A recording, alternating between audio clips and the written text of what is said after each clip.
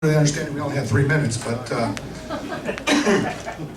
and please excuse my voice. I'm under the weather a little bit. A week ago, last Saturday, I got married. Ran down to Florida to get married. Brought my wife back up here to campaign for our honeymoon. Went back down, drove back down to Florida to drop my wife off and pick up my new son Dan, her son. And we're back up in the mountains campaigning again this week, and we will continue on. He's decided he's going to be my assistant campaign manager. My name is Richard Alexander, and I'm running for Superintendent of the Department of Public Instruction. Let me tell you a little bit about me and why you should vote for me. I have a well-rounded background. I'm not just a teacher, okay? I have owned my own business. I have been the president of a multi-million-dollar nationwide ophthalmic equipment company. We raised our sales from $7 million to $14 million during my time as president, and that was back in the 80s. So I have business background, management background, and finance background in the business world. I was also an officer in the United States Army with service in Desert Storm. So I have personnel management even during tough times. I managed more people in Korea on the Devarty staff than there were in the towns that some people manage as a town manager.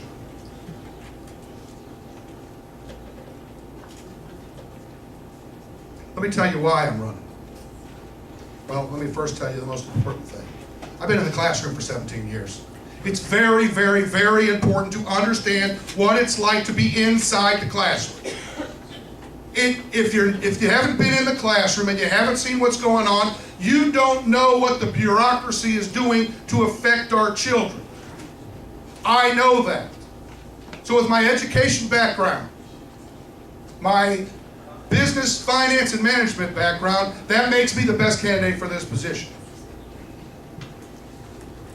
There's $346 million budget in Raleigh. There's 800 employees. Local school boards all the way around the state decided to vote for Race to the Top money, taking federal funds in, as well as agreeing to take in core curriculum from the federal government. We need to stop taking money from the federal government.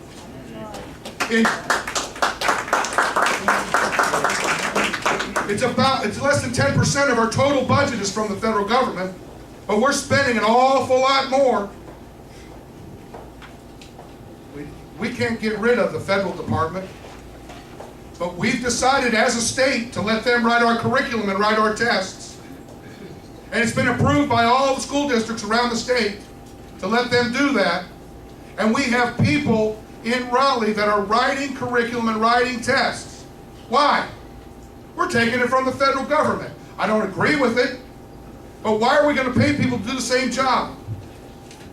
We can outsource things like teacher certification, lawn maintenance, janitorial services, and get rid of those redundant positions.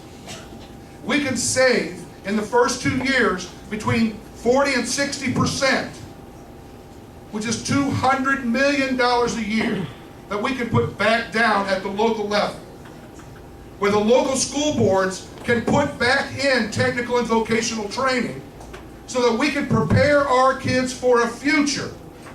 The last 2 governors have said every kid's going to college. We know that's not true. And what we're doing with those 5 tests that we've been giving them is we're setting them up to fail. They go all the way through school and they can't pass that biology test that's supposed to make them college ready, and they don't get a high school diploma, but all they wanted to be was a carpenter. That's what they've always wanted to be. But they can't have a high school diploma. That's wrong. We need to put it down at the local level.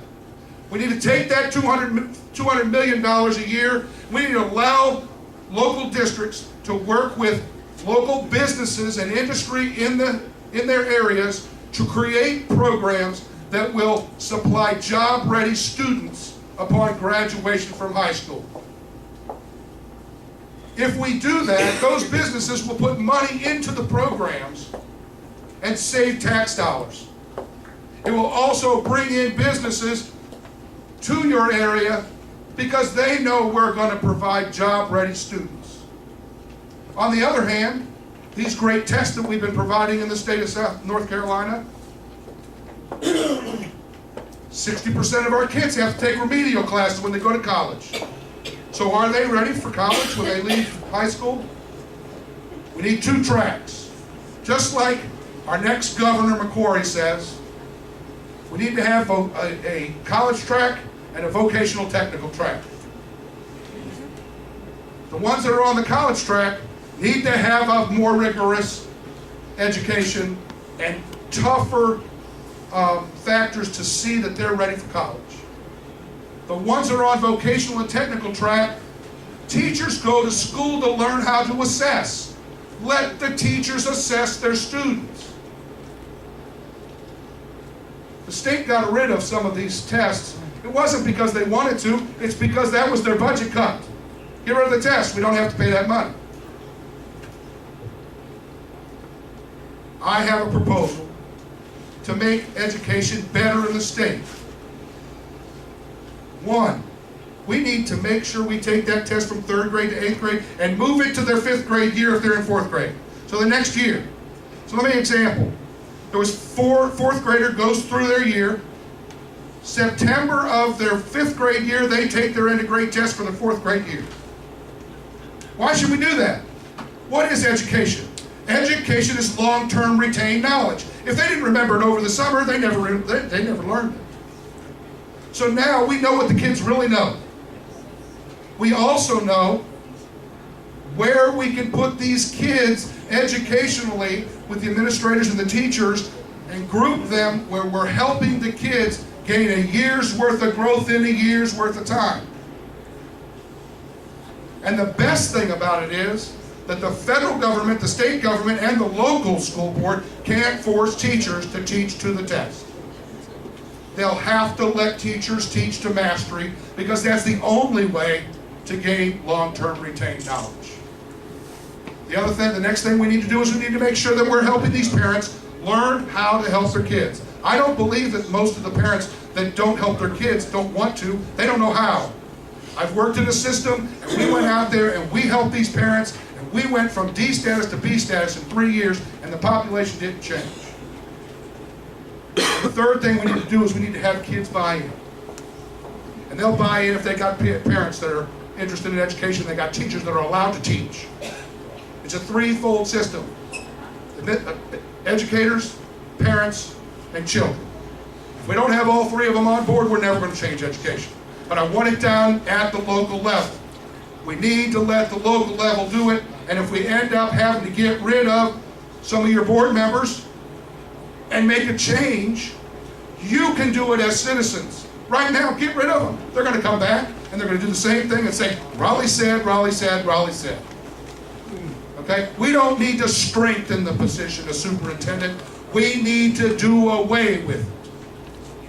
And the way to do away with it is to reduce that department and then approach the legislature, since it is a constitutional position, and give it to the people to decide whether they should do away with that position that manages such a small little piece and allow the governor, which Governor McQuarrie stated that that's what he wants to do, get a Secretary of Education that is the liaison between the school districts, the 115 school districts and the charter schools, and report back to the governor and give him that information, because the governor is ultimately responsible for education in the state of North Carolina. That is ultimately what I want to do. One last thing I want to close with. We need to be very careful with charter schools. The charter schools, they've lifted the cap, which is great. But we've got a problem. The Imam Gulen and the Gulen movement, which is an Islamic movement that has opened charter schools in Texas, in Georgia, and yes, right here in Greensboro 3 years ago. Guess where one's opening next year? Raleigh. Okay? There's one open in Raleigh. Guess where they wanted to open one? Union County. I've been fighting it for 3 years, and we've taken them to the district attorney's office this time, and we've taken them to the SPI for their forgery of documents, trying to bring that into my county. I live in Union County. We need to be very diligent in keeping that out of our state education system. They're not teaching our kids Islam. What they're doing is they're funneling our tax dollars to Gulen movement follower businesses. In building their schools, their food services, everything is going to the Gulen movement. Please watch, whether I'm there or not. But one of the first things I'm going to do is go into that charter office, and we're going to revamp how we decide to approve charter schools in North Carolina. I want to see, in closing here, I want to see education in the hands of local citizens and parents. Please help me July 17th and vote for me. In the primary, I did come in second. However, I came ahead of my opponent in 64 of 100 counties. So please take time to look at both of our backgrounds. And please vote for Richard Alexander on July 17th. Thank you.